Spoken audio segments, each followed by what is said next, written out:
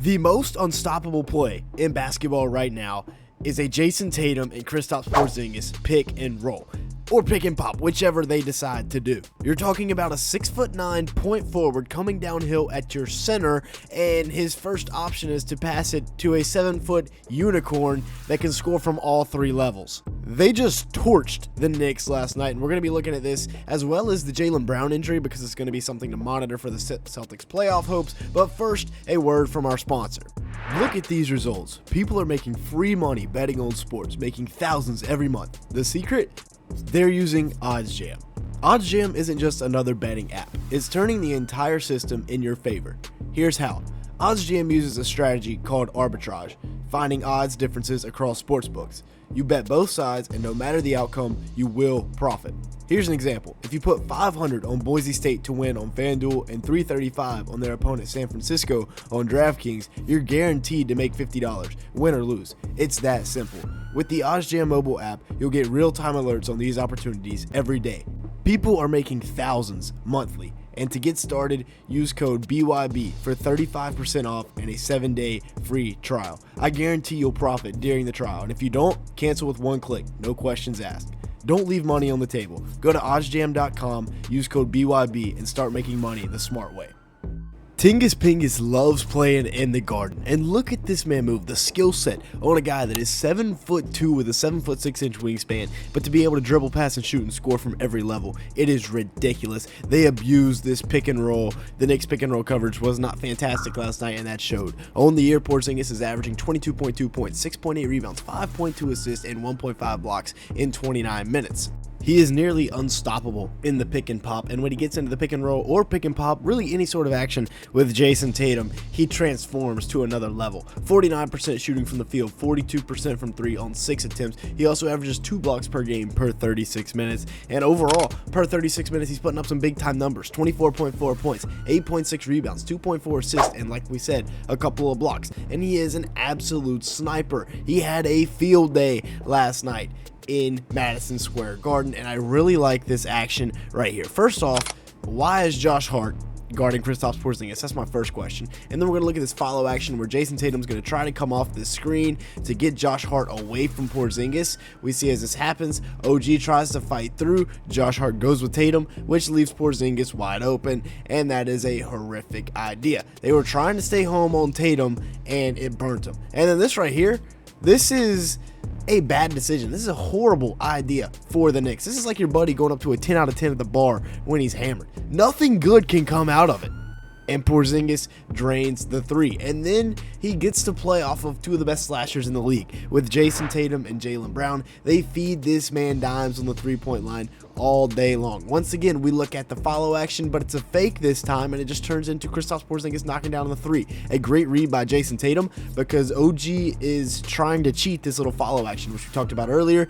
OG gets caught up with Porzingis. Karl-Anthony Towns now has to go with Tatum for a second till he can recover, and by that point, it's too late. You're already dead in the water.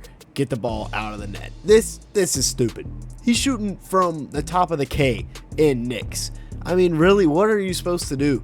What are you supposed to do? Last night versus the Knicks, he dropped 34 points to go with 4 rebounds on 11 of 19 shooting from the field, and he was 8 for 13 from 3. He also hit this big-time 3 late in the game in overtime to put the Celtics up 3, and the Knicks would never be able to recover. He's also got some rim protection as well. Josh Hart tries to bring it in. No, sir, kicks it back out to Jalen Brunson for the turnover. Now Josh Hart once again trying to drive, and he gets a piece, alters a lot of shots around the rim, and then when you get Cornet and Porzingis in there at the same time, it's tough to get a layup off around those 2 guys. And then making OG respect the jump shot, gives him a quick pump fake, drives in a little bit, shoulder bump, easy bucket. Porzingis is that dude. He is so skilled for a 7'2" guy with a 7'6" wingspan. The only thing that I'm concerned about for him going forward is the health side of things, but I think hopefully he'll be fine for this playoff run.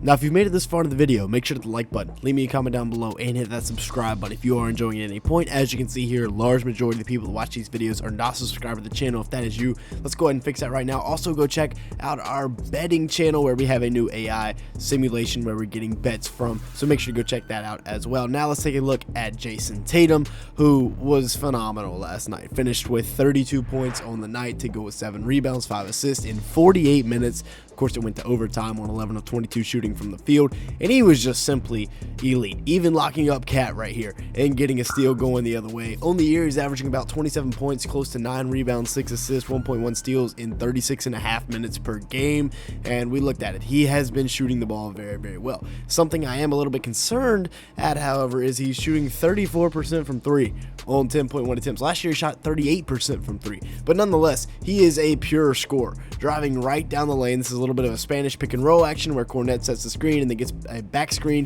from Drew Holiday. As Tatum drives this, however, they play it pretty well. OG and Cat are still on him. The play probably would have been a kick to Drew, but he's just going to go up off 1 foot over both of them. And then in transition, getting downhill, finishing the layup. He is 6'9", 215 pounds, and can get downhill in a hurry. It is tough to stop him one-on-one in transition no matter what. We're going to get back to this high ball screen, and we're going to knock down a 3 over Mitchell Robinson. Death taxes, and Tatum's going to hit the 3 over the big. Cornet's going to comes at the screen. It's a good screen on OG, frees him up, and that's from a few feet behind the line as well. That's not an easy shot to hit. Once again, we're abusing this high ball screen, this time with Porzingis attacking Karl Anthony Towns coming downhill. But you have to respect the pick and pop threat that is Porzingis, so Bridges switches it, and boom, you're left with a mismatch. Tatum knocks it down. And then, of course, the dagger that he hits to make it a tie game, to send it to overtime with 2.9 seconds left. That's a tough shot over a really good defender in OG Anunoby, and he still gets it to go. OG was playing really good defense all night long.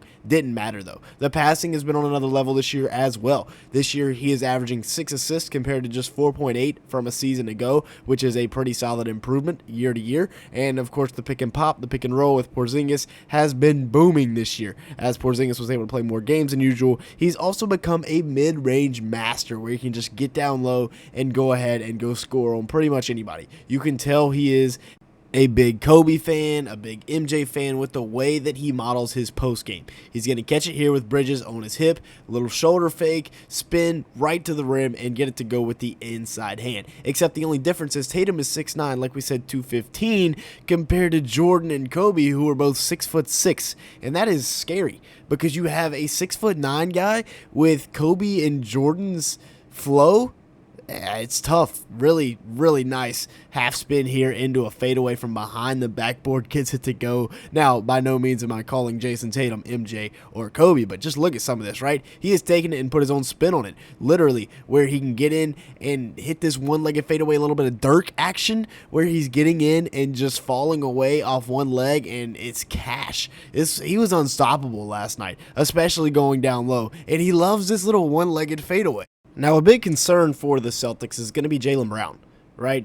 And what he wants is that all-NBA recognition, and what he has to do is play 65 games, which means that he has to play 20 minutes per game for the next 3 games. However, he is clearly unhealthy. He just put up 6 points, 5 rebounds, 3 turnovers last night in 22 minutes against the Knicks, and wasn't even out there for the fourth quarter or overtime. On the year, he's averaging 22.2 points a game, 5.8 boards, 4.5 assists, and 1.2 steals, and he's played in 62 games, but he's got to go out and play the last 3 games to be eligible for the All-NBA voting under the new rules. You see the efficiency there. He's got 2 weeks till the playoffs, but he should have a week off before the playoffs due to the play-in tournament, and hey, they can probably even rest him for the entire first round if they really wanted to. With that being said, that's going to be it for today's video. Thanks so much for watching. Make sure to hit the like button, leave me a comment down below, and hit that subscribe button if you did enjoy at any point. We're looking for 300 likes on today's video, and with that being said, thank you so much for watching.